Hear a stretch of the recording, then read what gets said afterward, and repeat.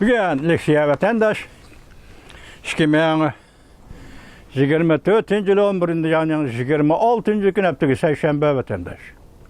Endi Leksiyamızdan devamında koludur.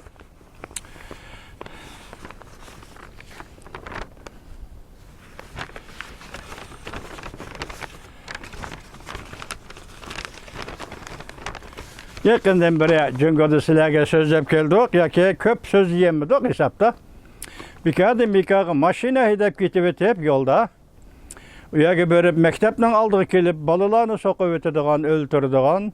Yolda gitip tinç yıloçlarını sokup urduğun, öldürüp ötüdüğün. Muşundak vakala asa emas arka-arkadan Cungo'da 101 işki başlıyor vatandaş.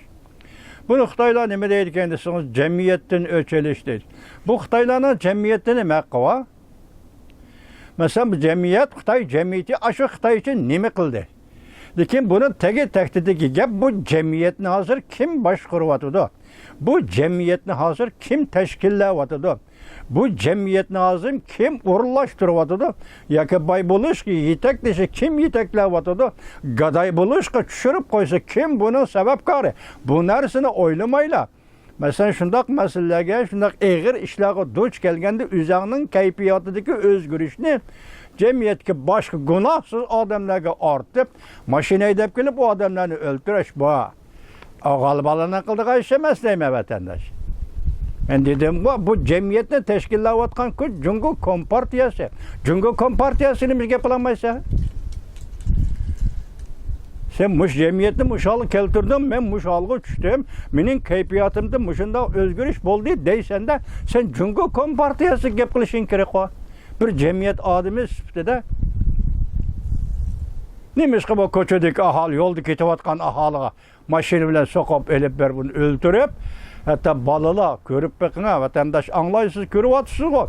Boshlang'ich maktabning bolalari, o'rta maktabning bolalari. Men bu yerda bir so'zni o'zim aytmay, faqatla men sizga paket tufri shuni aytib berayki, angliyalik faylasuf 20-asrning eng oxirgi peshvosi, faylasuf, falsafa peshvosi. Vatandosh shundoq dedi, 1920-yillarda Beijingda o'qituvchilik qildimi, nima qildi? Shundoq bir madaniyat almashtirish ishi bilan berib, 1 yil, 2 yil shu yerda ishlab, Jungoning ziyolilari bu kishining oldiga kelib shundoq dediki, Russell, siz bu kishining oldiga kelib shundoq dediki, sen Jungoda bir 2 yil turding, Jungoluklar to'g'risidagi sening tushunchang nima aytib bersang-chi dedi. Angliyalik 20-asr falsafa peshvosi Russell shundoq dedi. Birinchi Jungoluk ochko'z. Ikkinchi Jungoluk qo'rqinchoq dedi. Uchinchi Jungoluk yesdoshligi yo'q. Yes tuyg'usi yo'q millat. Bugun selishtirib ko'ring ha. Boshlang'ich maktabning oldiga kelib mashina haydab kelib 6 yosh, 7 yoshlik bolani qanday so'qib o'ltirsan ey Xitoy ey. Seni nima deb tasvirlasi, til bilan tasvirlasi, nima deb tasvirlasi bo'ldi seni Xitoy ey. Bu jamiyatning mohiyati, tashkillayotgan mohiyati, o'zgarayotgan mohiyati, qo'riqlamayotgan belgilangan mohiyati, san qaratalgan siyosatni belgilagan Jungo Kompartiyasining jamiyati. Sen bu jamiyatdan o'ch olaman deb gunohsiz odamni o'ldirmaysan. Sen Jungo Kompartiyasi qarshi qilsang bo'ladi buni. Vaqti yo'lliq bo'ldi. Mana hozir shu ish Jungoda avj oldi. Tunugillardan Hubeyda yuz berdi. Guangdong, Zhuhayda yuz berdi. Suzhouda yuz berdi. Shanghayda yuz berdi. Sichuanda yuz berdi. Bu ish kayni yuz beryapti vatandosh. Shunda hozir mundaq bir mavzu kelibdi. Jungoda yomon g'arazlik mashina haydab odam so'qish, odam o'ldirish oshkora holda farqsiz odam o'ldirish voqealari orqa-orqadan 101 boshildi. Farqsiz deb nima ishlatdi bu jumlani? Oyada soqchi turdi. Mayada qurolliq soqchi turdi. Mayada bir prikazchik turdi. Mayada bir bozorga ko'ktat-po'ktat og'li chiqqan puhra turdi. Xalq turdi. Sen muşunun içinde kimni tanlap vuruşun mümkün maşini bilenmezse. Hiç kanda maksat yok. O çıkamaz. Bir bile uğrayırsan. Yani o maşini sokuladığın, ölüdüğün, hele ki pıhra, günahsız pıhra. Cemiyette ornu yok. Cemiyet yaşayındı ki cemiyet hiç kanda ornu yok pıhra. Hazır bu daireler bunun bilen çünkü Kompartiya daireleri ciddileşti. Cemaat xavfsizlik tedbirlerini ciddi küçeytişe başladı. Mavzulu haber 11. ayının 25. gün Amerika avazının Xitay tili programması ilan kılındı. Haber mındak başlandı. Washington, Cungo'nun köplegen joylarida mashina haydap kelib, odam so'qish, qing'roq tutib, ko'chaga chiqib, etilib berib, odam o'ldirish. Zo'ravonlik voqealari yuz bergandan keyin Cungo markaziy hukumati jinoyatchi qotillarni qattiq jazolash, og'ir jazolash, tez jazolash chaqiriqlarini e'lon qildi. Yana bir tarafdan Cungo'ning har qaysi joylarida jamoat xavfsizlik tadbirini kuchaytirishni talab qildi. Yerlik hukumatlar bo'lsa kechiktirib o'ltirmayli darhol harakat qilib, ko'chalarga bexatarlik tadbirlarini qo'llanib, boshqarishni qo'llanib, tadbirlarni kuchaytirib, ya'ni o'xshashli bir vaqtda ko'chalarga qurolli saqchilarni, qurolli qalaqa bovhan qo'g'dug'ichilarni, amalliq saqlovchilarning hammasi qurolli qoldi ko'chalarga chiqarishga boshladi. O'sha kunda mustamlik Uyg'uriston nim bo'lib ketganda, mustamlik Uyg'uristonning ko'chalari nim bo'lib ketganda vatandosh hozir ala mashinalar so'qib o'ltiryapti, buni qo'rqiyotgani doirlar. Chunki Kompartiyasi oldi bilan diqqat qildigan Tibetli Uyg'uriston vatandosh. Xitoy uni qilib olsa, berib diqqat qiladigan Uyg'uriston bilan Xitoy. Masalan, o'tgan yil emas, bu yil 10-oyda 7 doimiy hay'atning birisi Vanxuning Qashqar Xotangacha berib keldi o. Bu qatim yana 11-oyda yana borgan gap, ochiq kelmadi bu xabar. Shunday o'tibdi, shunday eg'iz qapti, yana Shinjongga bordi, Shinjongni tekshirishga bordi deb. Ama shunday ahvolasida bu voqealar Hangzhouda, Suzhouda, Beijingda, Sichuanda yuz bersa, berib bu bostirish va diqqat ko'chalarga saqchilarni qurolli chiqarish Uyg'uriston mustamlik Uyg'uriston bilan Tibetda bo'ldi davlatdan. Çarlaş qurolli saqchilarni chiqarishni kuchaytirdi. Reuters 11-oyning 24 kuni yakshanba mundaq ko'rsatdi. Bir hafta burun kasbiy texnika maktabni bitirgan bir nafar o'quvchi qing'roq ko'tarib, odamlarni chepib, 8 odamni o'ldirdi, 17 odamni yaralandirdi. Bu ish Jiangsuning Wuxi shahrida yuz berdi deb ko'rsatdi. Gördünüz mü? Cemiyette pazarda ketayotgan adam. Sen qing'roq ko'tarib berib, uni oldingni chopding, uni o'ldirding degan gap.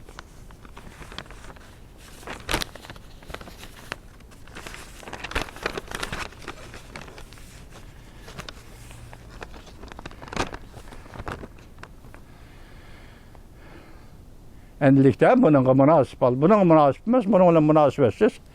Endi bu xabardan boshqa ikinci bir xabar yetkileyli vatandaş. Bu xabar nima deseniz, Ukraina bilan Rossiya o'rtasidagi urush.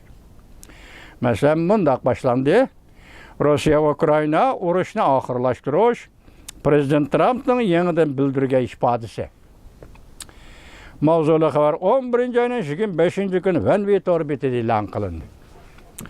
Xabar mundaq boshlandı. Amerikada yangi saylangan Prezident Donald Trump saylam jarayonida ko'p qatim mundaq ko'rsatgan edi. Men urushni bir kun ichida oxirlashtiraman. Rossiya va Ukraina urushini bir kun ichida oxirlashtiraman. Buning uchun Rossiya va Ukraina urush to'xtatish suhbatining og'ir vazifasini ustiga olgan prezidentning davlat bexatarligi bo'yicha maslahatchisi bo'lib tayinlangan Mike Waltz bugun murojaat qilib bunday ko'rsatdi. Demak, Ukraina Rossiya urush to'g'risida yangi saylangan prezidentning davlat bexatarligi maslahatchisi Mike Waltz birinchi bo'lib ifoda bildirdi degan gap vatandosh. Bunday ko'rsat. Rossiya bilan Ukraina urushining o'rlab ketishini to'xtatish kerak. dedi hamda Rossiya Ukraina ikki davlatning suhbat usulik kelishiga haydakchilik qildi. Fransiya agenti xabar qilib mundaq ko'rsatdi. Mike Walters davlat bexatarligi maslahatchisi mundaq dedi. Washington Amerika bergan qurollardan foydalanib Rossiyaning ichki nishonlariga hujum qilishga ruxsat qildi. Rossiyaning ichki nishonlariga hujum qilishga ruxsat qildi. Qachon edi? 9-oyning 18-kuni ruxsat qilgan edi vatandosh. 9-oyning 18-kunimi, 10-oyinimi? Ishqilib 9-10-oyning 18-kuni ruxsat qilgan edi.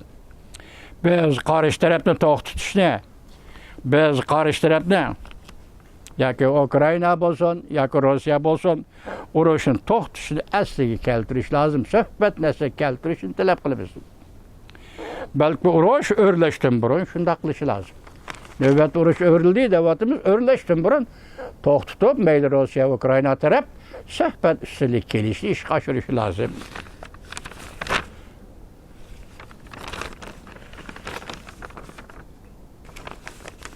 Endi bunun münasebetlik kaldı. Yani sizler anlaydıgan endi mühim bir haber. Yani Ukrayna, Rusya uruşuq münasebetlik. Vladimir Putin'nin teşlik planı aşkarlandı. Ukrayna'nı 3 bölüp parçalamakçı oldu. Mavzulu haber 11. ayının 26. Venvi tor beti ilan kılın. Haber mundaq başladı. Amerika'da Prezident Trump, Prezident Bob saylanğandan keyin Ukrayna ve Rusya tinchlik suhbatiga tayyorlandi. Ukrayna Prezidenti Zelenskiy ochiq oldimunda bildirdi. Prezident Trump'ning tinchlik planini kutyapmiz. Lekin ba'zi matbuotlarning aytishicha, Rossiya Prezidenti Vladimir Putin tuzgan tinchlik plani Ukraynani 3 bo'lakka parchalash.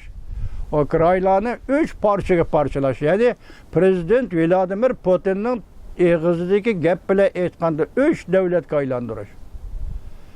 Bu nima bo'lib ketdi vatandosh, nima gap bu hamda? Tajovuz qilib kiring. Bir butun davlat Ukrainaga kiring. Endi bu Ukraynani parchalab 3 davlatga aylantirish. Yani oxirida anglagan managa parçalaş ve parçalanğandan keyinki Ukrayna Rossiya paras Ukrayna bo'lib qolishini, saqlab qolishini umid qilamiz. Ya shuna qilish kerak.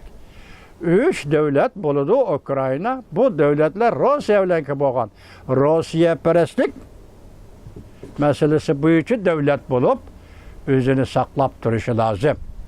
Görün ha, bu şartlar nima bo'lib ketdi? O'tgan gaplar tugadi qo'rdiqdi vatandosh. Alikes. Ekes sanasi e'lon qilgan bir parcha maqolada mundaq ko'rsatildi. Amerikada yangi saylangan Prezident Trump Amerikaning Germaniya turishliq bosh elchisi Richard Gernil ne Rossiya va Ukraina urush elchisi qilib belgilab Rossiya ve Ukrayna urushini tez oxirlashtirishni umid qildi. O'tgan dedik-ku, masalan, O'rta Sharqda Isroilga Hamas urush va suhbat uchun elchi tayinlash. Rossiya ve Ukrayna urushni to'xtatish, suhbat qilishga elchi tayinlash. Hozir ham Amerika Qo'shma Shtatlari birinchi bo'lib, Rossiya Ukrayna o'rtasidagi urushni to'xtatishning elchisi Germaniya turishliq Amerika Qo'shma Shtatlarining diplomatiya yoki bosh elchisi Richard Gernilni mushu ishga mas'ul qildi. Rossiya Ukrayna urushini tez oxirlashtirishni umid qildi. Amerika taraf shundoq umid qildi. Balki Zelenskiy ham shundoq umid qildi vatandosh. Gernil bu yil 7-oyda oshkor fikr o'tirib qo'yib, Richard Gernil oshkor fikr o'tirib qo'yib, o'zi boshqarish shaklida Rossiya bilan Ukrayna o'rtasida betaraf rayon qurishni umid qildi.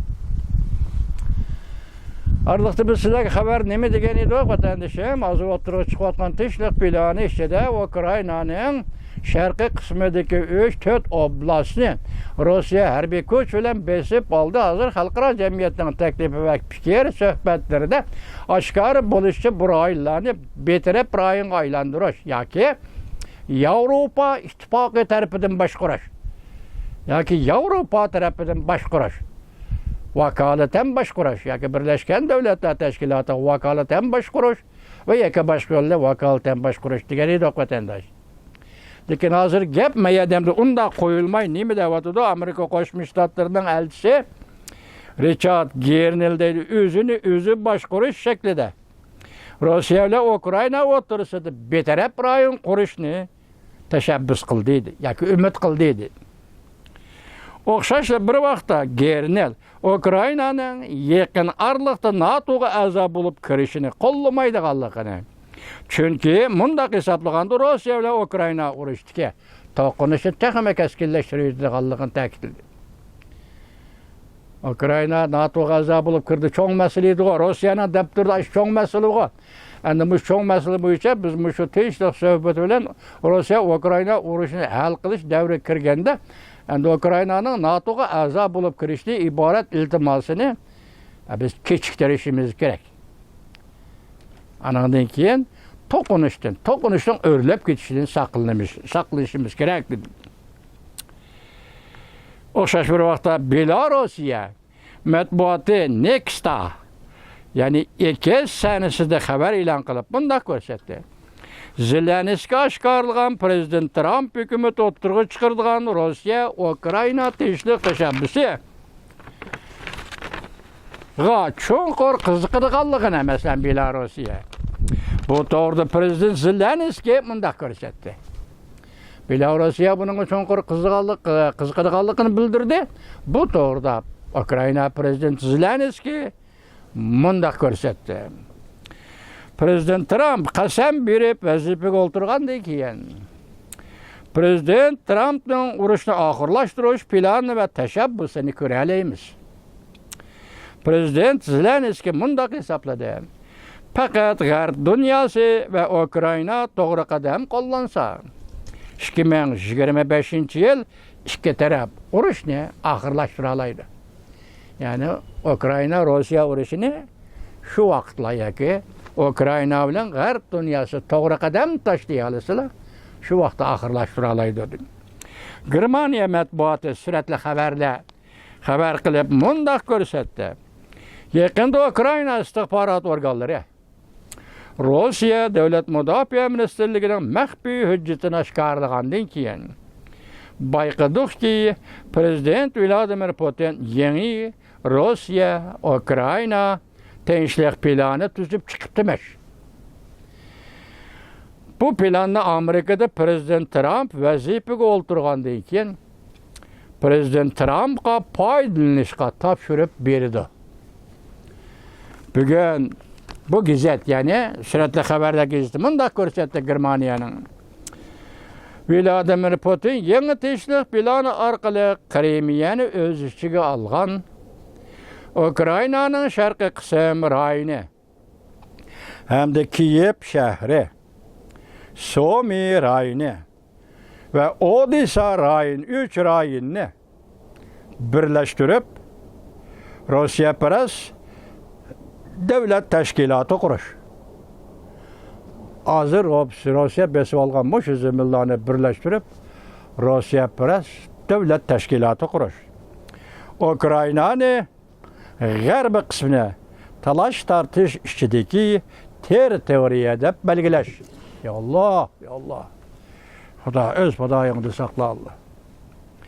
Ukraina parchalangandan keyin yana Rossiyaparastlik maydonini saqlab qolish. Voh. Xabarda mundaq ko'rsatildi. Rossiya, Vengriya, Polsha, Ruminiya qatorliq davlatlar o'zaro tinchlik suhbat o'tkazish. Bu yerda Ruminiya, Vengriya, Polsha, Ukraina bog'liqmi yoki Rossiya Ukraina urushiga bog'liq qoldi? Shu davlatlarni taklif qildi Rossiya taraf. Shu davlatlar birlashib tinchlik suhbat o'tkazish. Suhbat jarayonida Ukrainani parchalash planini belgilash. konkret tedbirlerini belgileş. Bu planı 2045 yılı tamamlaşıyor. Bu planı 2045 yılı bak. Sonuçta tüm Ukrayna'nın Rusya tinçlik planı. Prezident Vladimir Putin'in tinçlik planı boyunca Rusya, Ukrayna'nı 2045 yılı 3 devletke parçalap buluş. Bununla Amerika Qo'shma Shtatları nima deyishi mumkin? G'arb dunyosi nima deyishi mumkin? Ukraina masalasi Amerika Qo'shma Shtatlarining qo'llashidan boshqa Yevropa ittifoqida eng asosli Germaniyaning masalasidir vatandosh. Bu masalaga Germaniya, Yevropada Germaniya ega bo'lishi kerak. Mushundaq parchalab 3 davlatga aylantiraman desa, Prezident Vladimir Putin undaqda Germaniyaning vaziri Olaf Scholz bu kishi nima deydi? Demak, hozir Prezident Vladimir Putin masalani hal qilish yo'lida emas, bu masalani taxim murakkablashtirish yo'liga qarab ketyapti vatandosh. Lekin bu to'g'rida hozir Aqsaray yangi tayinlangan davlat bexatarligi maslahatchisi Mike Waltz yuqoridagi fikrni bayon qildi. Prezident Trump bu to'g'rida gap qilmadi. Endi gapni biz Prezident Trump Aqsarayga kirgandan keyin, ya'ni 1-oyning 20-kunidan keyin Ukraynaning taqdiri to'g'risida bir aniq xabar anglashimiz mumkin vatandosh.